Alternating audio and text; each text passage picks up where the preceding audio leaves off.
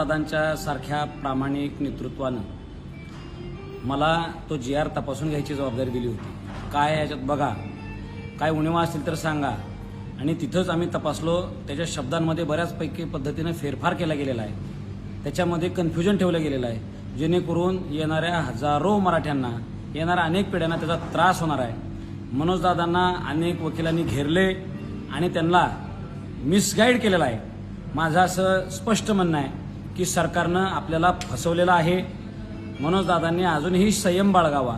आम्ही त्यांच्या नेतृत्वात लढायला आजही तयार आहोत। ते आमच्यासाठी दैवत आहे। पण त्या GRचा बारकावा जर आपण वाचला तर आपल्याला त्याच्यातल्या अनेक उणिवा लक्षात येतील। हा GR कोणाला लाभाला मिळू शकतो?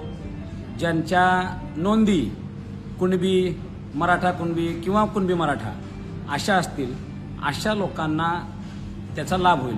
बरं, मग ह्यात वेगळं काय आहे? शिंदे समितीनं तर ते आधीच शोधलेलं आहे। बरं, अजून सोप्या भाषेत सांगतो, ज्या ज्या लोकांना शिंदे समितीच्या माध्यमातून नोंदी मिळालेल्या आहेत त्यांनाच तेवढा ह्यातला फायदा होणार आहे। दुसरी गोष्ट सांगतो, ज्या गावांमध्ये मराठा समाजाला नोंदच सापडलेली नाही अशाला अजिबात काही लाभ होणार नाही। आम्ही असाच ग्रह करत होतो, समजत होतो की हैदराबाद गॅझेटियर लागू करणं म्हणजेच तिथले सगळे मराठे कुणबी आहेत किंवा मराठा कुणबी आहेत किंवा कुणबी मराठा आहेत, असं त्याच्यामध्ये कुठेही स्पष्टता नाही। आणि हैदराबाद गॅझेटियरच्या बाबतीत अनेक कायदेतज्ञांनी माझ्याशी चर्चा केलेली आहे।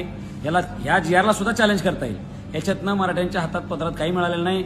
माझी दादांना ही विनंती आहे, दादांना मी हे सत्य सांगत असताना त्यांच्या जवळच्या लोकांनी मला थोडंसं दूर केलं, नंतर दादाने सुद्धा मला थोडंसं दूर केलं।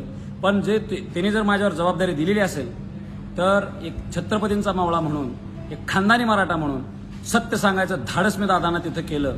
भलेही माझी गोष्ट आता त्यांना मान्य झाली नाही, पण त्यांना एक लक्षातही आलेलं आहे की योगेश केदार काहीतरी म्हणते म्हणजे त्यात खरं आहे। आणि आता मनोजदादांची प्रकृती आमच्यासाठी फार महत्त्वाची होती, म्हणून समाजाला सुद्धा समजून घ्यावं लागणार आहे। परत एकदा आपल्याला लढायची तयारी ठेवावी लागणार आहे।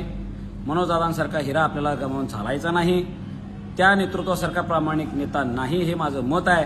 फक्त त्यांना काही लोक मिसगाईड करतात आणि शेकडो आत्महत्या झालेल्या, शेकडो लोकांच्या केलेल्या त्यागातून करोडो रुपये खर्च करून आत्ता जे काय आम्ही मुंबईला दाबलं होतं, सरकार घाबरलं होतं, न्यायालय सुद्धा घाबरलं होतं, अशा स्थितीत आम्हाला सगळ्या ज्याचा मराठा शब्द आहे त्याला दाखला देण्याची संधी होती। ती संधी सरकारनं आमच्याकडनं हिरावून घेतली। आज मला मराठा समाजाला मला माफ करा की माझा आवाज कमी पडला आणि सत्य सांगून ऐकून घेण्याची कोणाची तयारी राहिली नाही। मला मराठ्यांनी माफ करावं आणि आपण या सरकारसोबत सत्य जे आहे ते सरकारला सांगू आणि त्यांच्यासोबत भांडत राहू। जय शिवराय, छत्रपती शिवाजी महाराज की जय।